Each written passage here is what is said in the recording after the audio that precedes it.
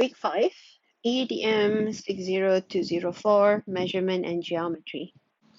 In this lecture, we are going to look at measurement, specifically length, mass, and time.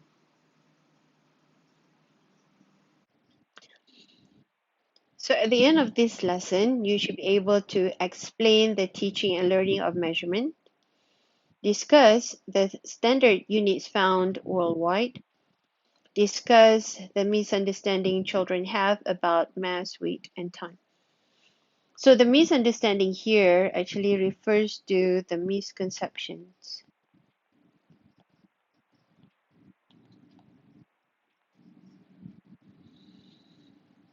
Now, when children they start to learn to measure and they start to learn to estimate, when they were very young and before they came to you in your classroom, when they see their, let's say, elder brother and they compare it with themselves, then they can see that the elder brother is taller, okay, and he is shorter. So these are words that children use when they learn measurement indirectly or informally. And then if you have a ruler, okay, this long, let's say this is a 1 meter ruler, and then you have the smaller one, which is 12 inches, okay, 12 inches. So the children will be using longer. This ruler is longer than this one, and this ruler is shorter than that one. Okay.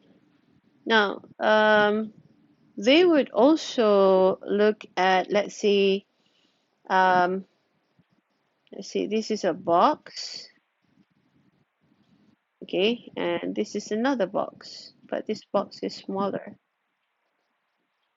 All right, so when they see this in their mind, because if someone asks which one is heavier, or are they the same, then the child will say this one is heavier and this one is lighter. So before the students actually come to your class, they already have this prior knowledge. Okay, it's either prior knowledge or previous knowledge. Okay, so it's prior or previous knowledge. So they already have this, right? So they will be using other terms, other words to describe measurement. Wider, okay, let's see, narrower,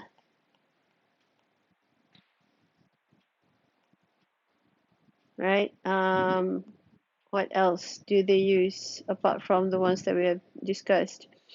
They would say that one is more and one is less. So all these words are estimation words where they just look at something and they estimate that one is heavier, this one is heavier than this one is shorter than this one is taller than this one. So that is actually estimation. Okay, when the kids measure, they use estimation before they go to school. Okay, now you know from the previous lecture why we have standard measurement. Okay, or standard, why we have standard measurement. Um, One of the reason is this, that means that it is due to inconsistencies when using non-standard units. Okay, therefore we need standard units. Now, non-standard unit is where you could use paper clips. Okay, my drawing is not so nice, but you can use paper clips. You can use eraser. Okay, your eraser. Let's say this is your eraser, part colored and part not colored. Or you can use your pencil. Okay, or you can use your hand.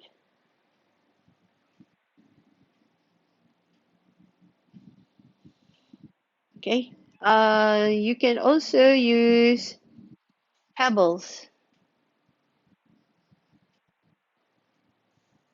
Okay, you can also use pebbles. So these are non-standard units. They are non-standard units. Non-standard units means that they could be of any size. They could be anything. It could be your feet as well. Okay, I'm not good at drawing feet. Okay. Okay, so there are two types of standard units used all over the world.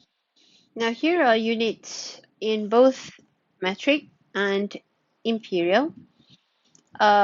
Meters, feet, kilograms, pounds. Okay, so for kilograms, we have kilograms, the symbol of kilograms, and we have grams. Okay, for meter, we have meter or kilometer. Okay, we only have two, meter or kilometer when it comes to distance or length. And then we have seconds.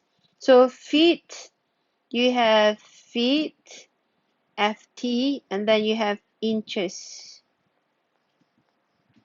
Okay, for pounds, this is the symbol LB, and then there's ounce. 12 ounces is 1 pound. Now, the only similarity in the units for both empirical and metric will be seconds. There's no dispute about the this unit because we have the same hour, and then we have minute, and we have seconds. Okay. Now, for degree for temperature metric, we use Celsius, and empirical we will use Fahrenheit. Now, from the previous lecture, you know that US, the United States of America, is still using imperial units. Okay, the rest of the world, there are three countries, including US. They are still using imperial units, but for the rest of the world, we are using metric system. Okay, right. This is the table of conversion, and you can see here there are three types. One is weight, one is liquid measures, the other one is length. Okay, now let's go to weight, metric, and imperial. So 15 grams is actually 1.5 ounce. Okay, so in a recipe from the US, they will be talking about ounce and pounds. Okay, so you need to convert ounce to grams so that you can get the correct measurement. Okay, now whereas for liquid, it's called the quantity in metric and metric, sorry, quantity and metric. 1 teaspoon, they use teaspoon, is actually 5 ml. And then 1 cup is actually 250 milliliters because we're talking about liquid and not talking about solid like flour that you use to bake cakes or cookies. Now, let's go to length. Metric and imperial.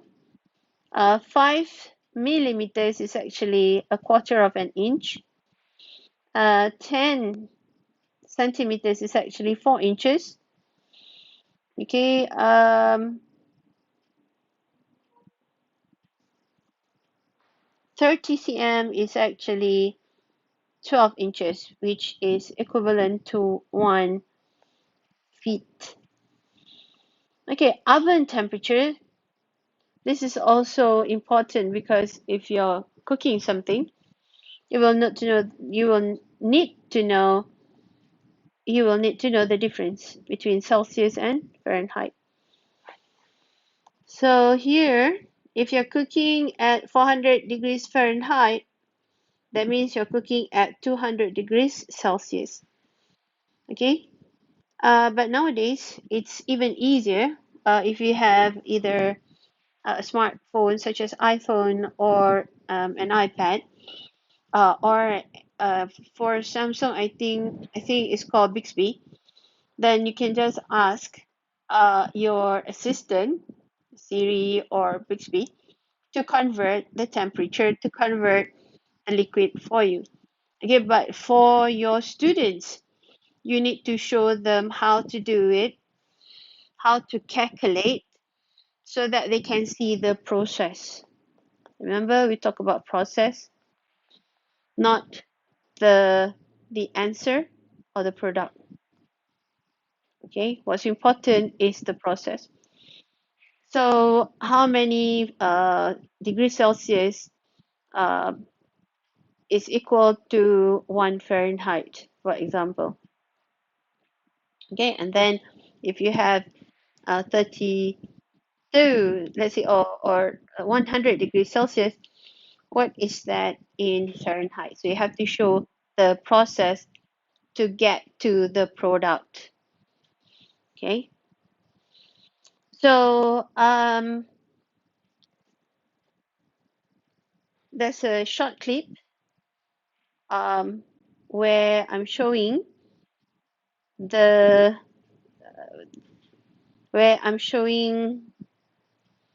okay, there is a short clip showing that in one measuring jug, okay, you do have both metric and imperial. Okay, so let's watch the video.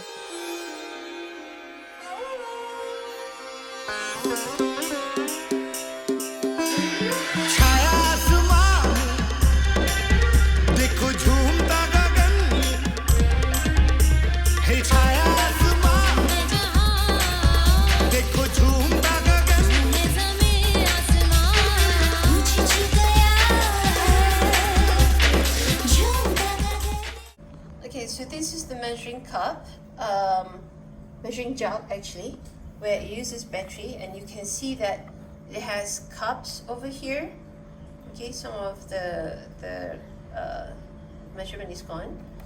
Okay, and on the other side, this side, it also has measurement in milliliter and also ounce. Okay, right, but the smallest is like 50 milliliters. Right, so since it is battery operated, you can see here that it has oil. Okay, sorry, it has oil. You can measure flour, you can measure milk, and you can measure water as well. Okay, so let's try to measure some water. And this is the on button.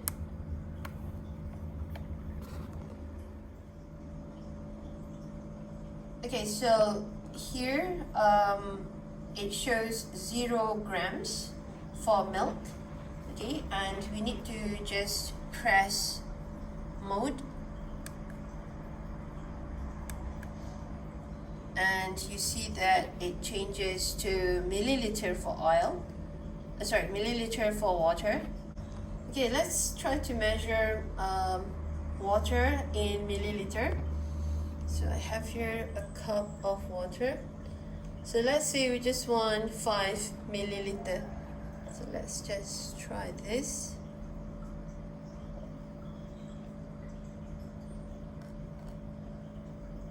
Okay, so that's 2 milliliter.